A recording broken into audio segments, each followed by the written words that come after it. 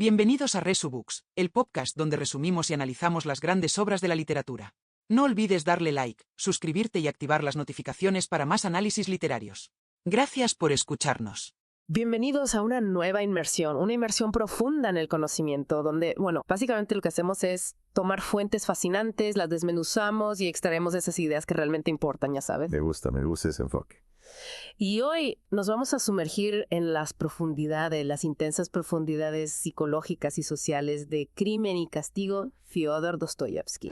Dostoyevsky, un maestro de la psique humana. Exactamente. Y lo vamos a hacer a través de varios fragmentos que nos van a permitir explorar esa interacción tan compleja entre la pobreza, los sueños destrozados y las tensiones internas, esas tensiones agobiantes que cargan los personajes. Es fascinante cómo Dostoyevsky utiliza esos elementos para crear una narrativa tan potente. Totalmente. Y bueno, dado que a ti te encanta desentrañar temas complejos, creo que esta inmersión en la narrativa de Dostoyevsky te va a resultar especialmente perspicaz. Sin duda. Crimen y Castigo es una obra que destaca precisamente por esa exploración tan profunda de la psique humana y las realidades sociales. Exacto. Y estos fragmentos que tenemos no son solo pasajes de una novela, son como ventanas condensadas a un universo de ideas. Es una buena forma de verlo. Y nuestro objetivo hoy es precisamente ese. Ser tus guías expertos para navegar por estas líneas, extraer esas reflexiones más significativas que Dostoyevsky nos presenta, para que al final tengas una comprensión más clara, más penetrante de los temas que aborda con tanta maestría. Me parece un objetivo excelente. Estoy listo para sumergirme en esos fragmentos. Perfecto. Entonces vamos a desglosarlo. Empecemos por la visión que Marmeladov nos ofrece sobre la pobreza. Un personaje complejo y lleno de contradicciones. Sin duda. Y nota desde el principio cómo Dostoyevsky lo utiliza para desafiar esa visión, digamos, simplista que se suele tener de la pobreza, ¿no? Sugiriendo que la verdadera degradación moral no proviene de la falta de medios, sino de ese despojo completo de la dignidad. Interesante. Es como si Dostoyevsky nos estuviera diciendo que la pobreza material no es lo único que puede corromper el alma. Exactamente. Y Marmeladov en su conversación establece una distinción crucial entre la pobreza y lo que llama miseria o indigencia. Sí, recuerdo esa parte. Y él afirma con mucha convicción que la pobreza en sí misma no constituye un vicio, ¿no? Es como una verdad incuestionable para él. Aunque, si mal no recuerdo, también lamenta que la embriaguez, que a menudo va ligada a la pobreza, tampoco sea una virtud. Claro, también menciona eso. Pero es en la miseria, en la indigencia, donde él traza esa línea divisoria moral, ¿no? Diciendo que la indigencia sí se convierte en un vicio corrosivo. Exactamente. ¿Qué te llama la atención de esta distinción que se establece Marmeladov? ¿Cómo crees que esta perspectiva podría resonar en las discusiones contemporáneas sobre la pobreza? Bueno, me parece que Marmeladov nos invita a mirar más allá de las apariencias, a no juzgar a las personas simplemente por su situación económica, sino por su capacidad para conservar su dignidad en medio de la adversidad. Ajá. Y eso, sin duda, es algo que podemos aplicar a las discusiones actuales sobre la pobreza. Totalmente. Él dice que en la pobreza aún persiste la posibilidad de conservar la nobleza de los sentimientos, esos sentimientos inherentes al ser humano, ¿no? Uh-huh. Sin embargo, la indigencia, esa carencia extrema, despoja al individuo de cualquier vestigio de esa nobleza. Es una degradación que va más allá de lo material, que afecta a la esencia misma del individuo. Exacto. Y la metáfora que utiliza para ilustrar esto es poderosa. Sí, la recuerdo. Él dice, a la indigente no se le trata con el bastón, ¿no? Que sería como ese símbolo de cierto respeto o autoridad, sino con la escoba. Una herramienta para barrer, para humillar, para expulsar de la sociedad humana. Justamente. ¿Qué te hace pensar esa imagen tan fuerte? ¿Cómo contrasta con las formas en que la sociedad a menudo trata a las personas en situación de calle hoy en día? Bueno, es una imagen que nos interpela, nos hace reflexionar sobre cómo tratamos a los más vulnerables, si realmente los vemos como seres humanos dignos de respeto o como algo que hay que apartar, esconder. Y me temo que en muchos casos la actitud actual no se aleja tanto de esa imagen de la escoba que describe Marmeladov. Claro, sigue habiendo ese rechazo, esa falta de empatía en muchos casos. Sí, lamentablemente. Y lo que es aún más escalofriante es su argumento de que esta humillación es de alguna manera justa. Porque el indigente se ultraja a sí mismo. Exactamente. Una idea que nos lleva directamente a la génesis de la embriaguez, en su visión, ¿no? Como una respuesta desesperada a esa autodenigración, a ese desprecio social. Claro, como un escape, un intento de olvidar esa realidad tan dura. Exacto. Y menciona incluso el el incidente de Lebeziatnikov golpeando a su esposa, Ah, sí, un ejemplo concreto de esa degradación social que la indigencia engendra. donde las relaciones humanas se vician y la violencia se normaliza. Lebeziatnikov, recordemos, es un personaje que a menudo representa algunas de las ideas sociales más radicales de la época. Claro, su participación en los eventos es a menudo un comentario crítico de esas ideas. Interesante. Y finalmente, él lanza esa pregunta retórica tan evocadora, ¿no? Sobre si su interlocutor ha pasado alguna noche en el Neva, en una barca de heno. Exacto. Sugiriendo una experiencia de desolación tan profunda que solo alguien que la ha vivido puede comprender la verdadera dimensión de la miseria. Es una pregunta que nos deja pensando, sin duda. Totalmente. ¿Cómo interpretas esa conexión que hace Marmeladov entre la humillación, la indigencia y la embriaguez? Bueno, creo que Dostoyevsky nos está mostrando cómo la pobreza extrema puede llevar a un círculo vicioso de degradación moral, donde la humillación y el desprecio social empujan al individuo hacia la autodestrucción a través del alcohol. Es una visión desgarradora, pero al mismo tiempo nos invita a reflexionar sobre las causas profundas de la miseria humana y cómo podemos romper ese círculo vicioso. Y esa desesperación palpable en la descripción de Marmeladov se intensifica cuando nos cuenta sus sueños. Esos contrastes tan desgarradores entre sus fantasías y la cruda realidad de sus actos. Sí, él habla de urdir en su mente durante un día y una noche inolvidables los sueños más fantásticos sobre cómo iba a reorganizar su vida familiar, ¿no? Imaginando vestidos para sus hijos, la tranquilidad que por fin tendría su esposa, el rescate de su hija de esa vida de oprobio para devolverlo al seno familiar. Un futuro idílico lleno de esperanza y redención. Un futuro que anhela, que desea con todas sus fuerzas. Pero que contrasta fuertemente con la realidad que vive. Y ahí está la tragedia, ¿no? Exacto. ¿Qué nos dice este contraste sobre la naturaleza de la esperanza en situaciones de extrema dificultad? Es una pregunta muy profunda. ¿Crees que la esperanza puede ser un motor para el cambio incluso en las situaciones más adversas? Sí, creo que sí. La esperanza puede mantener a las personas a flote, darles la fuerza para seguir adelante incluso cuando todo parece perdido. Es como una luz que ilumina el camino incluso en la oscuridad más profunda. Exacto. Pero entonces llega ese estremecimiento súbito en su relato, esa mirada fija, penetrante hacia su interlocutor y la confesión brutal. La confesión del robo. Al día siguiente de acariciar esos sueños, hace exactamente 5 días, él inventa una mentira y como un ladrón en la noche roba la llave del baúl de Catalina Ivanovna, apoderándose del poco dinero que ella tenía. Y la cantidad exacta parece haber desaparecido de su memoria, quizás por la vergüenza, por el shock. Y la imagen que pinta de su presente es desoladora. 5 días sin regresar a casa, su familia buscándolo desesperadamente, la pérdida de su empleo. Ese último asidero para una vida digna. Este contraste entre el anhelo y la traición, entre el sueño y la miseria, es uno de los núcleos emocionales más potentes de estos fragmentos. Totalmente. Observa cómo la desesperación lleva a Marmeladov a actos que contradicen sus propios sueños de redención. Es una lucha constante, una lucha entre el bien y el mal que se libra en el interior del ser humano. Y en este caso, la desesperación parece haber ganado la batalla. Al menos por el momento. ¿Qué nos sugiere esto sobre la fuerza de las circunstancias externas en la moralidad individual? Es una pregunta compleja, ¿no? ¿Hasta qué punto nuestras acciones están determinadas por el entorno, por las circunstancias que nos rodean? ¿Y hasta qué punto somos responsables de nuestras decisiones, incluso en las situaciones más difíciles? Son preguntas que nos invitan a reflexionar sobre la naturaleza humana, sobre la lucha constante entre el bien y el mal, sobre la capacidad de elegir, incluso cuando las opciones parecen limitadas. Cambiando de perspectiva, pero aún examinando el impacto de la pobreza, las dificultades en las familias, la carta de la madre de Raskolnikov nos ofrece una visión de otra lucha familiar, ¿no? Marcada también por el sufrimiento, pero con un rayo de esperanza. Sí, recuerdo esa parte. La noticia de que Dunia, la hermana de Raskolnikov, lleva ya 6 semanas viviendo con su madre y que sus sufrimientos han llegado a su fin. A menos por el momento. Es la noticia principal de la carta y sin duda la más reconfortante para Raskolnikov. Sin duda.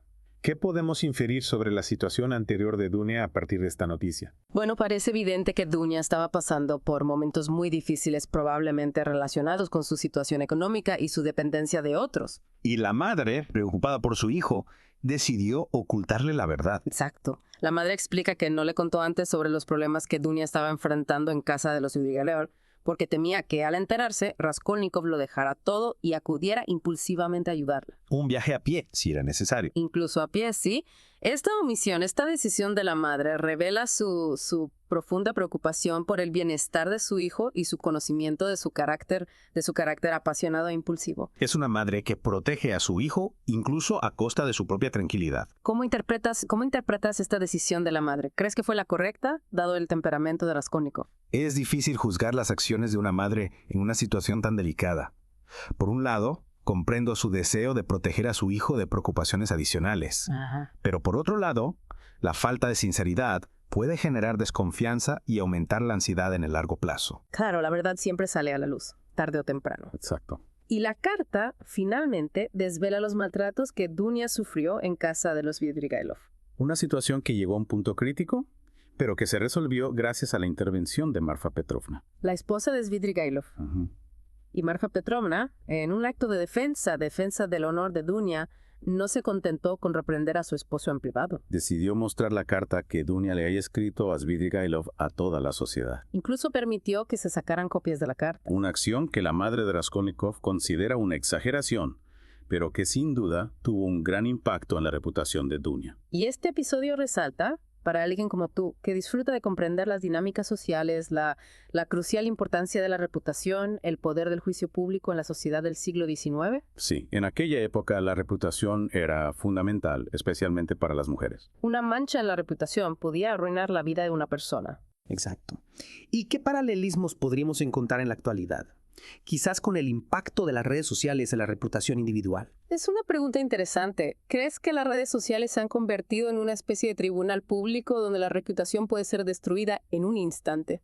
Sin duda, las redes sociales tienen un gran poder para difundir información, tanto positiva como negativa, y la velocidad a la que se propaga la información puede ser abrumadora. Sí, y a veces la información se distorsiona, se saca de contexto, se utiliza para fines malintencionados. Exacto. Es como una nueva forma de juicio público, donde a veces se condena sin pruebas, sin derecho a réplica. Es un tema complejo y que sin duda merece una reflexión profunda. Totalmente de acuerdo. Volviendo a la carta, la madre de Raskolnikov nos cuenta cómo la noticia y la lectura de la carta se convirtieron en un evento en la ciudad. Sí, recuerdo esa parte. Se organizó meticulosamente el orden de las visitas para escuchar la lectura y toda la ciudad sabía dónde y cuándo Marfa Petrovna leería la carta en cada día. Incluso familias que ya la habían escuchado en otros hogares volvían a asistir. Subrayando la intensidad del drama, el interés de la comunidad. Y el resultado final de esta campaña de Marfa Petrovna fue la completa rehabilitación del honor de Dunia, atribuyendo toda la culpa de la situación al señor Svidrigailov.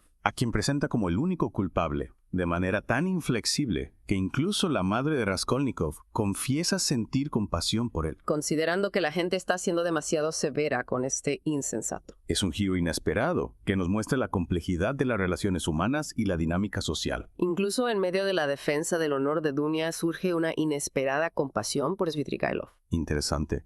¿Qué crees que Dostoyevsky podría estar sugiriendo sobre la naturaleza del juicio y la empatía? Es una pregunta abierta a la interpretación. Quizás Dostoyevsky nos invita a no juzgar de forma absoluta, a reconocer la complejidad de las motivaciones humanas y a mostrar compasión incluso hacia aquellos que consideramos culpables. Es una lectura posible. En contraste con esa relativa resolución del drama familiar de Dunia, nos encontramos con un encuentro tenso, lleno de una sospecha inquietante en la calle. Sí, la escena del hombre que intenta abordar a una muchacha y la intervención del policía. Y el comentario del policía sobre la abundancia de vicio en el mundo establece un tono sombrío para este breve episodio. Un tono que impregna gran parte de la novela. ¿Qué impresión te deja esta breve interacción? ¿Crees que refleja una visión particular de la sociedad que Dostoyevsky está presentando? Bueno, esa abundancia de vicio que menciona el policía me parece que refleja una sociedad en decadencia moral, una sociedad donde la oscuridad y la corrupción se esconden bajo una fina capa de respetabilidad. Una sociedad que quizás se parece más a la nuestra de lo que nos gustaría admitir. Es posible. La reacción del hombre acosador también es peculiar, si mal no recuerdo. Sí, él murmura sobre no poder quitárselos de encima y agita los brazos como si estuviera tratando de repeler algo invisible. Su paso es rápido pero inseguro. sugiriendo un estado de agitación, de inestabilidad. Y luego está la figura del elegante desconocido que continúa la persecución al otro lado de la calle, Sin perder de vista a la muchacha. añadiendo una capa de misterio y amenaza a la escena. Es un momento breve, pero que destila esa sensación de peligro latente, de la omnipresencia de la sombra en las calles de la ciudad. Sin duda. ¿Qué preguntas te surgen al presenciar esta escena? ¿Quién crees que podría ser ese elegante desconocido y cuál podría ser su motivación? Bueno, es difícil saberlo con certeza, pero esa figura misteriosa, esa persecución silenciosa me hace pensar en la posibilidad de que haya otros personajes, otros actores ocultos en esta historia con sus propios motivos, sus propias agendas. ¿Es una posibilidad intrigante? La brutalidad de la vida, la desesperación, la violencia parecen temas recurrentes en estos fragmentos. Y alcanzan una intensidad onírica en el sueño, o quizás visión, que Raskolnikov experimenta. La imagen del viejo caballo, flaco, agotado, apenas capaz de trotar, arrastrando un carro sobrecargado de gente borracha, es de por sí escalofriante. Ese animal, al límite de sus fuerzas, se convierte en el blanco de una furia ciega e irracional por parte del cochero Mikolka, cuyo látigo cae una y otra vez sobre el pobre animal, sin que parezca importarle el daño que inflige. Para ti que disfrutas explorando temas complejos, nota cómo esta escena onírica condensa las ansiedades centrales de la novela. ¿Qué simboliza para ti la figura de este caballo maltratado? El caballo en su estado de agotamiento, de sufrimiento, me parece que representa la propia condición humana, la fragilidad de la vida, la crueldad a la que a menudo nos sometemos los unos a los otros. Es una lectura posible. Y lo que hace esta escena aún más perturbadora es la participación sádica de la multitud, ¿no? Que presencia este acto de crueldad. En lugar de intervenir, de mostrar compasión, gritan, animan a Mikolka, exigen más golpes. Revelando una insensibilidad colectiva ante el sufrimiento ajeno. Y en medio de esta pesadilla, emerge la figura del joven Rodianiño, cuyo grito de angustia, ¿por qué hacen eso? ¿Por qué martirizan a ese pobre caballito? Amba, resuena con una profunda humanidad. Contrastando dolorosamente con la brutalidad del entorno. Este sueño, esta visión, parece condensar esa sensación de indefensión, la crueldad gratuita, la pérdida de inocencia que palpitan en el corazón de la novela. ¿Cómo interpretas la aparición del joven Rodia en este sueño? ¿Crees que representa una parte de la psique de Raskolnikov que aún conserva la empatía? Es una pregunta interesante.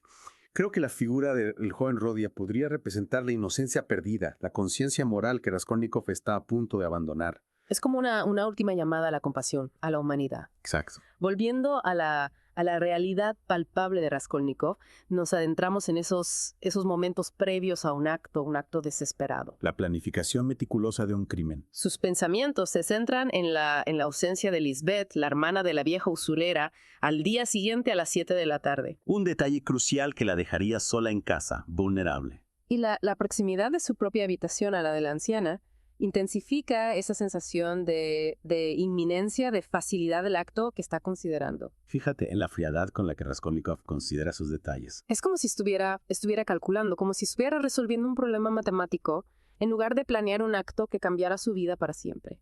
¿Qué nos dice esto sobre su estado mental en este momento? Bueno, esa frialdad, esa falta de emoción, me hace pensar en un estado de disociación, como si estuviera separando su mente de sus emociones para poder llevar a cabo su plan.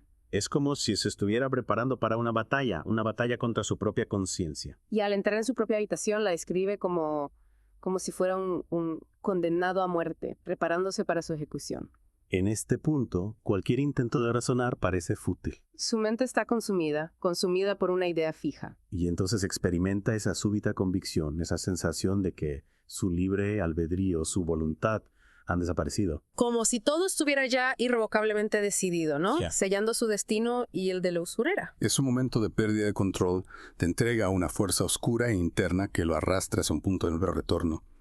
¿Cómo interpretas esa sensación de inevitabilidad que experimenta Raskolnikov? ¿Crees que realmente ha perdido su libre albedrío o es una racionalización de sus impulsos? Es una pregunta difícil de responder. Quizás ambas cosas son ciertas, ¿no? Por un lado, las circunstancias, las presiones internas lo están llevando hacia un camino inevitable. Ajá. Pero por otro lado, él también está eligiendo seguir ese camino, está justificando sus acciones, está renunciando a su responsabilidad. Es una lucha interna, una lucha entre la voluntad y el destino, que nos hace reflexionar sobre la naturaleza misma del libre albedrío. La tensión se mantiene en otro breve encuentro en una escalera. Donde escuchamos fragmentos de una conversación interrumpida. Dos hombres se cruzan. Uno de ellos, un joven que se identifica como estudiante para juez de instrucción, comenta sobre algo que le parece evidente, aunque no se especifica de qué se trata. Su tono vehemente contrasta con la cautela del otro hombre, Koch. Que llama discretamente a la puerta y luego intenta verificar si el cerrojo está echado para finalmente intentar mirar por la cerradura, frustrado por la llave puesta por dentro. Esta escena fragmentada sugiere una investigación en curso, secretos ocultos tras las puertas, la creciente sensación de que algo turbio está sucediendo en el edificio. Como si las paredes mismas estuvieran susurrando secretos. ¿Qué crees que podría ser tan evidente para el joven estudiante? ¿Y qué podría estar buscando Koch con tanta cautela? Es difícil saberlo con certeza, pero esa atmósfera de secreto, de investigación, me hace pensar en que las piezas del rompecabezas están empezando a encajar y que pronto la verdad saldrá a la luz. Es una posibilidad intrigante. La calma tensa se rompe con una escena de caos, de abuso de poder en un despacho. La irrupción furiosa del ayudante del comisario, aún resentido por una afrenta previa, desata una tormenta verbal contra una dama vestida lujosamente y luego contra la dueña de una casa donde aparentemente hubo disturbios nocturnos. Las acusaciones de gritos, risas, borracheras vuelan por el aire acompañadas de la amenaza de encarcelamiento. El ayudante, cegado por la ira por el deseo de resarcirse, se muestra implacable, abusivo en su posición de autoridad. Ofreciéndonos una visión sombría de la justicia y el orden en este contexto. La justicia como un instrumento de venganza, de poder personal. ¿Qué te hace pensar esta exhibición de poder? ¿Cómo refleja las dinámicas sociales de la época? Bueno, creo que Dostoyevsky nos está mostrando cómo el poder, en manos equivocadas, puede corromper, puede llevar a la injusticia, al abuso, y cómo las estructuras sociales de la época a menudo permitían y perpetuaban este tipo de abusos. Ante esta explosión de autoridad, emerge la versión de la dueña de casa sobre el altercado. Un relato contado con un marcado acento alemán. Ella insiste en que en su casa no hay escándalos ni pendencias, describiéndola como un lugar serio, como ella misma. Según su versión, un caballero llegó en estado de embriaguez y causó todo el problema, pidiendo 3 botellas y luego tocando el piano con los pies hasta romperlo. Una conducta que ella considera impropia para una casa seria. Su relato se vuelve aún más vívido al describir los botellazos, el puñetazo que el caballero propinó al portero Carly, las 5 bofetadas que ella misma recibió. Y el clímax de la escena, cuando el caballero abrió la ventana y comenzó a gruñir como un cerdo, llevando un forcejeo con Carl que resultó en un faldón roto del frac. La dueña de casa exige 15 rublos de indemnización, aunque solo le ofrecen 5 por 6 rock. Y concluye insistiendo en que todo el escándalo fue culpa del caballero, amenazando incluso con contar su historia a los periódicos. Su perspectiva ofrece una mezcla de indignación, preocupación por su reputación y una peculiar forma de narrar los eventos. ¿Qué te parece esta mezcla de comedia y conflicto en su relato? ¿Crees que Dostoyevsky utiliza estos detalles para algún propósito en particular? Bueno, creo que estos detalles aparentemente triviales nos ayudan a comprender la complejidad del personaje de la dueña de casa, su rigidez moral, su preocupación por las apariencias y al mismo tiempo su capacidad para defenderse, para luchar por sus derechos. Y quizás también nos ofrece una visión satírica de la sociedad de la época, con sus contradicciones, sus absurdos. Es posible. En otro rincón de la burocracia presenciamos un trámite policial rutinario que sin embargo revela el precario estado de Raskolnikov. El secretario de la comisaría está dictando la fórmula estándar de declaración sobre deudas y compromisos. Pero su atención se ve desviada por la dificultad evidente que Raskolnikov tiene para escribir. La pluma se le cae de las manos. Y el secretario le pregunta directamente si se encuentra enfermo. Una observación que subraya el deterioro físico y mental del protagonista. ¿Qué inferimos sobre el estado de Raskolnikov a partir de este pequeño detalle? ¿Cómo contrasta con la imagen que él intenta proyectar? Bueno, creo que ese detalle nos muestra que Raskolnikov está al límite de sus fuerzas, que la presión psicológica a la que está sometido está pasando factura a su salud. Ajá. Y al mismo tiempo, él intenta aparentar normalidad, intenta ocultar su fragilidad, pero su cuerpo lo traiciona. Es como si la culpa, el remordimiento estuvieran carcomiéndolo por dentro. Exacto. La tensión se traslada a una escena de ocultación donde Raskolnikov, movido por una necesidad apremiante, busca un lugar para esconder algo cerca de un muro y un pequeño canal. Su mirada se posa en una enorme piedra sin labrar, lo suficientemente pesada como para requerir un esfuerzo considerable para moverla. Asegurándose de que nadie pueda verlo desde la calle, se inclina sobre la piedra, la agarra con ambas manos y reuniendo todas sus fuerzas logra darle la vuelta. Revelando una cavidad en el suelo. Y es allí donde Raskolnikov vacía el contenido de sus bolsillos, depositando la pequeña bolsita como último objeto. Esta acción clandestina, el lugar elegido para el escondite, sugieren la naturaleza ilícita de lo que está ocultando. Y su intento de borrar las huellas de sus actos. Es como si quisiera enterrar su pasado, ocultarlo del mundo. ¿Crees que realmente cree que puede deshacerse de las consecuencias de sus actos de esta manera? Es una pregunta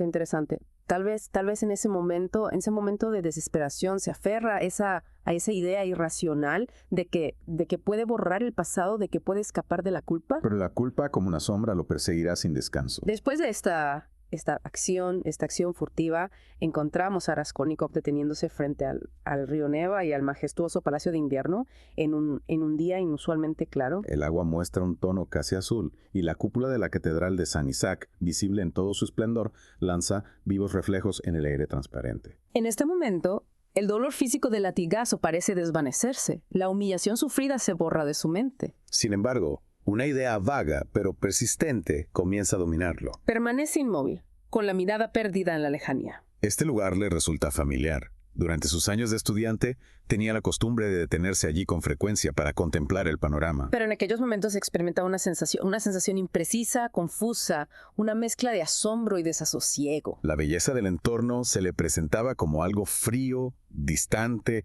casi insensible a la agitación de la vida. Esta impresión misteriosa, recurrente, siempre lo desconcertaba, pero nunca se detenía a analizarla en profundidad, posponiendo siempre la búsqueda de una explicación. Esta contemplación melancólica junto al Neva parece reflejar su propia desconexión del mundo, su creciente aislamiento. ¿Qué te parece esta dualidad en la percepción de la belleza por parte de Raskolnikov? ¿Cómo crees que se relaciona con su estado interior? Esa dualidad, esa belleza que lo atrae y al mismo tiempo lo repele, me parece que refleja la lucha interna que está librando Raskolnikov. Uh-huh. Por un lado, él a la belleza, la armonía, la paz, pero por otro lado se siente alejado, desconectado de todo eso, como si su propio acto lo hubiera contaminado, lo hubiera separado de la posibilidad de experimentar la belleza de forma plena. Es como si la culpa proyectara una sombra sobre todo lo que le rodea, impidiéndole disfrutar de la vida. Exactamente. De vuelta en su entorno más inmediato, Nastasia le hace un comentario sobre su falta de apetito. Señalando su falta de apetito desde el día anterior, su estado febril mientras deambulaba por la calle. Pero de repente, Raskolnikov lanza una pregunta inesperada, directa. ¿Por qué le han pegado a la patrona? La mirada fija de Nastasia y su contrapregunta, ¿quién le ha pegado? Breve cefalorraquídea. Revelan su sorpresa y quizás cierta preocupación. Raskolnikov insiste en que fue recientemente, hace apenas media hora, en la escalera, por Ilya Petrovich, el ayudante del comisario, y pregunta por el motivo de esa agresión. La reacción de Nastasia, frunciendo el ceño y observándolo en silencio durante un largo momento, turba e incluso atemoriza a Raskolnikov con su inquisitiva mirada. Este intercambio breve, pero intenso, siembra dudas sobre la relación de Raskolnikov con los eventos recientes. Es la creciente tensión que parece estar atrayendo. ¿Por qué crees que Raskolnikov hace esta pregunta tan repentinamente? ¿Está tratando de obtener información o está simplemente delirando? Es una pregunta difícil. Quizá sea una combinación de ambas cosas, ¿no? Por un lado, su mente agitada, febril, lo lleva a hacer preguntas que no tienen mucho sentido. Ajá. Pero por otro lado, también podría estar intentando de forma inconsciente tantear el terreno, ver si alguien sospecha de él, si hay alguna pista que lo incrimine. En una conversación con otro personaje, se mencionan expresiones muy acertadas y se expresa admiración por la madre de Raskolnikov. Pero luego surge una pregunta crucial. Sobre si la persona en cuestión